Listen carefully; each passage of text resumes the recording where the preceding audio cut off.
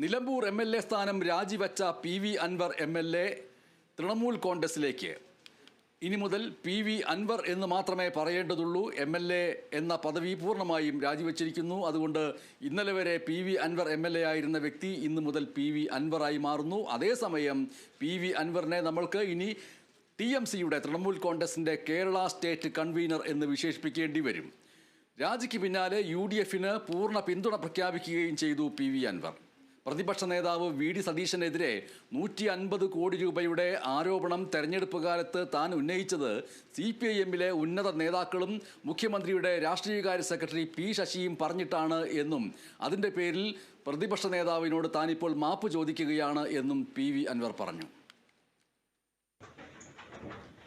വലതിൽ നിന്ന് പുറത്തായി ഇടതിനോട് പിണങ്ങിപ്പിരിഞ്ഞ് DMKയിലേക്കൊരു ശ്രമം നടത്തിയ നിരവധി നാടകീയ രാഷ്ട്രീയ മാറ്റങ്ങൾക്കൊടുവിൽ നിലമ്പൂർ MLA സ്ഥാനം രാജിവെച്ച് പി.വി. അൻവർ തൃണമൂൽ കോൺഗ്രസിലേക്ക്.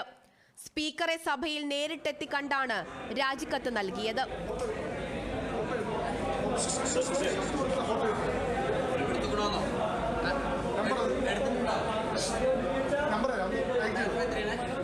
നിലമ്പൂരിൽ വിജയിപ്പിച്ച വോട്ടർമാരോടും സഭയിലെത്തിച്ച ഇടതുപക്ഷ ജനാധിപത്യ മുന്നണി നേതാക്കളോടും നന്ദി പറഞ്ഞ് വാർത്താ സമ്മേളനം തുടങ്ങി. പിന്നീട് നടത്തിയത് സർക്കാരിനും മുഖ്യമന്ത്രിക്കുമെതിരെയുള്ള അതിരൂക്ഷ വിമർശനം. പ്രതിപക്ഷ നേതാവിനെതിരെ 150 കോടി രൂപയുടെ ആരോപണം ഉന്നയിച്ചത് മുഖ്യമന്ത്രിയുടെ പൊളിറ്റിക്കൽ സെക്രട്ടറി P. ശശിയും CPIM നേതാക്കളും പറഞ്ഞിട്ടാണെന്നുള്ള വെളിപ്പെടുത്തൽ. ശേഷം പ്രതിപക്ഷ നേതാവിനോട് ക്ഷമാപണം. ഞാൻ ഉന്നയിച്ച ആരോപണം വെറുതെ വിളിച്ച് പറഞ്ഞല്ല.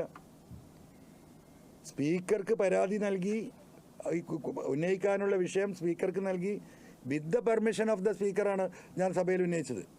അവർ എഴുതി തന്ന കാര്യങ്ങൾ ഞാൻ സവിസ്തരം ഞാനൊരു വാക്ക് ചോദിച്ചു, ശശിയേട്ടാ ഇതിൽ കാര്യം ശരി തന്നെയല്ലേ? പൂർണ്ണമായിട്ടും ശരിയാണ് MLA, നിങ്ങൾ ധൈര്യമായി പറഞ്ഞോളൂന്ന് പറഞ്ഞു.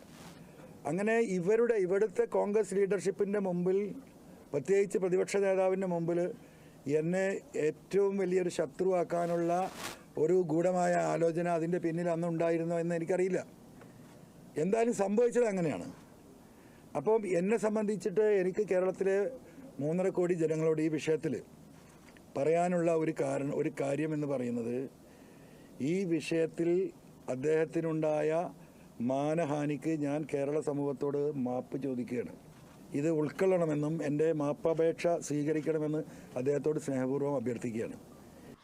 UDFന് നിരുപാധിക പിന്തുണ പ്രഖ്യാപിച്ചാണ് TMCയിലേക്കുള്ള അൻവറിന്റെ പ്രവേശനം.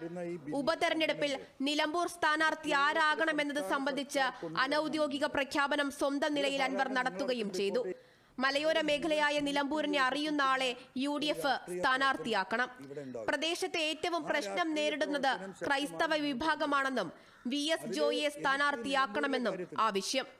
കേരളത്തിലെ പ്രതിപക്ഷ UDF നേതൃത്വത്തോട് അഭ്യർത്ഥിക്കാനുള്ളത്, നിലമ്പൂർ ഒരു മലയോര മേഖലയാണ്. സ്വാഭാവികമായിട്ടും ആ മലയോര മേഖലയിൽ മത്സരിപ്പിക്കുന്ന സ്ഥാനാർത്ഥി ആ മലയോര മേഖലയിൽ നിന്നുള്ള കൃത്യമായി ഈ വിഷയങ്ങൾ അറിയുന്നൊരു വ്യക്തിയായിരിക്കണം. അപ്പോൾ ഞാൻ സ്വാഭാവികമായും രാജിവെച്ചൊഴിയുമ്പോൾ ആ മലയോര മേഖലയിലെ ക്രൈസ്തവ കമ്മ്യൂണിറ്റിയിൽ ഈ വിഷയത്തെ നേരിട്ട് അനുഭവപ്പെടുന്ന, അഡ്രസ്സ് ചെയ്യുന്ന ഒരു വ്യക്തി അവിടെ സ്ഥാനാർത്ഥിയാകണമെന്ന ഒരു റിക്വസ്റ്റ് ഡിമാൻഡ് UDFന് മുമ്പിൽ വെക്കുകയാണ്. എന്താണ് റിക്വസ്റ്റ് ഡിമാൻഡ്? നിലമ്പൂരിൽ തന്നെയുള്ള DCC president Shri VS Joy പുതിയ രാഷ്ട്രീയ തട്ടകത്തിലേക്ക് ചേക്കേറുമ്പോഴും സംസ്ഥാനത്ത് പിണറായിസത്തിന്റെ ആണിക്കൽ ഊറണമെന്നതാണ് അൻവറിന്റെ ലക്ഷ്യം. അൻവറിന് ഇടതുപക്ഷത്തോടുള്ള വിരുദ്ധത പ്രചാരണായുധമാക്കാൻ തന്നെയാകും തൃണമൂലിന്റെയും പദ്ധതി. അതേസമയം ഇന്ത്യ സഖ്യത്തിലെത്തുമ്പോൾ തൃണമൂലിന് കോൺഗ്രസിനോടുള്ള അപ്രിയത്വവും അൻവറിന് UDFനോടുള്ള താല്പര്യവും ഒരേ ദിശയിലേക്ക് സഞ്ചരിക്കുമോ എന്നുള്ളതാണ് സംശയം. Kerala vision news, Thiruvananthapuram.